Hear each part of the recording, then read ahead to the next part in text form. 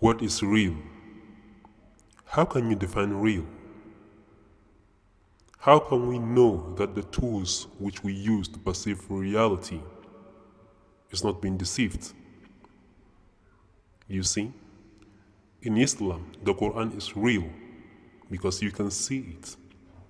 You can touch it, okay? What about its teachings? Here lies the problem. You see, the Quran is a simple book to read, but yet so hard, if not difficult to understand, as it is stated in Surah Al-Waqi'ah. أعوذ بالله من الشيطان الرجيم إنه لقرآن كريم في كتاب مكنون لا يمسه إلا المطهرون. Clearly, the Quran stated that only those with purity can deeply understand it, because it contains ayat which are muhkamat and others mutashabihat. However, there are some people who seek the allegorical part of the Quran, which is the mutashabihat, with no clear knowledge, and that led them to a bottomless ocean of misguidance. What about the Sunnah and sayings of the Prophet sallallahu alaihi wasallam? If there are some people who will go deliberately to interpret the Quran based on their own desires, then the prophetic saying is no exception. This is the main concern in the world of Islam. How can you define real in Islam? Well, I know so many things are puzzling in your mind. I will let you think about that. When Allah and His Messenger issue a verdict, then no one can object.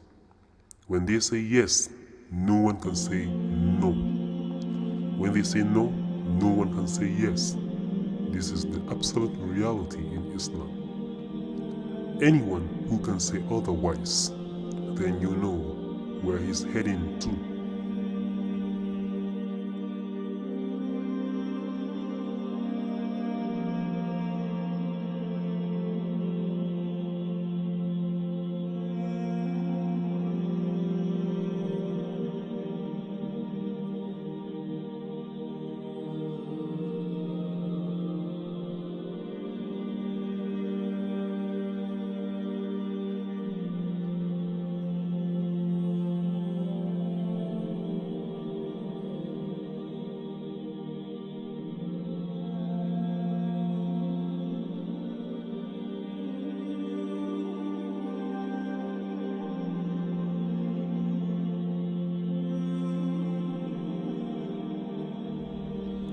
In order to know the tools which you use to perceive reality, I mean your mind and brain is being deceived.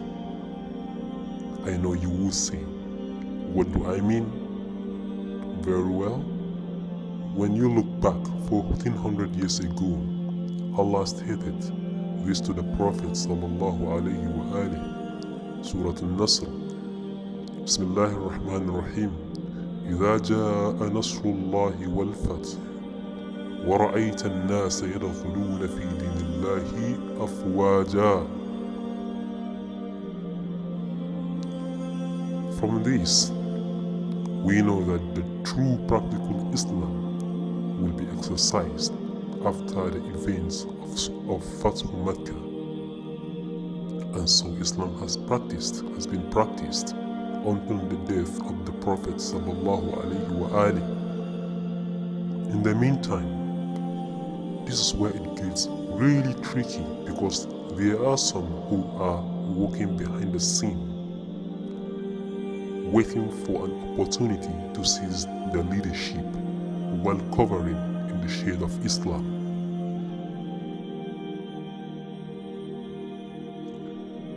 Here comes two systems. The Islamic system which the Prophet put his nation upon, and the other one is SAQEEFAH. What is SAQEEFAH, you ask me? I will say, the SAQEEFAH is a system simulation which enslaved the mind and brain of Muslim Ummah and the rest of humanity, which halted the spread of Islam through peace and understanding. They injected a virus more deadly than the coronavirus in the mind of people by saying that the Prophet left behind him Kitabullah wa Sunnati.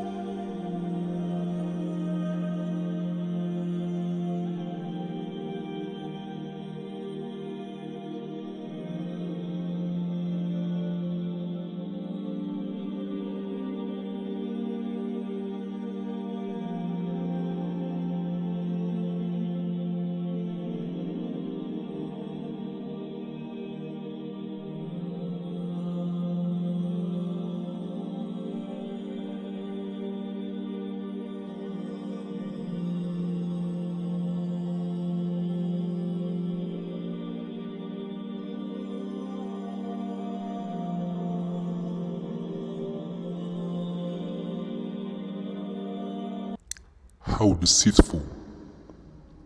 Instead of Kitabullah wa Ahl Bayti, which is more accurate, the SAQEEFAH seized the Islamic government and threw away anything related to Ahl al-Bayt. They established a strong matrix which the minds of people were assimilated within. The strong agents were created to eliminate any movement in the name of Ahl al-Bayt. They are everywhere. They are around you, monitoring your religious activities to make sure that you don't break out of the system. Why will they be monitoring you? Well, because they don't want to see what is out of their system, to hear what they don't want you to hear, or touch anything not related to their deception. The SAQEEFAH is a system that has been pulling lies and deception over your eyes to blind you from the truth. What is the truth? The truth is you are a slave wrapped into a bondage and thrown into a prison that you cannot sense, smell, taste, touch and see the light of Muhammad and his progeny.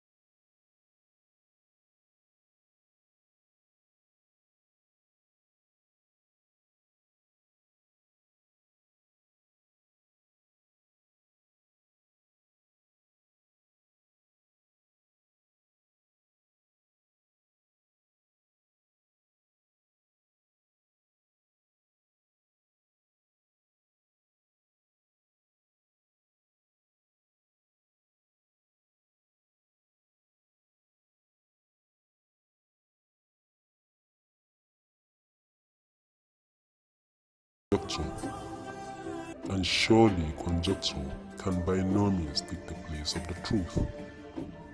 Allah said in the Holy Quran, Surah Yunus, وَمَا يَتَّبِعُ أَكْثَرُهُمْ إِلَّا ظَنًّا إِنَّ الظَّنَّ لَا يُغْنِي مِنَ الْحَقِّ شَيْئًا.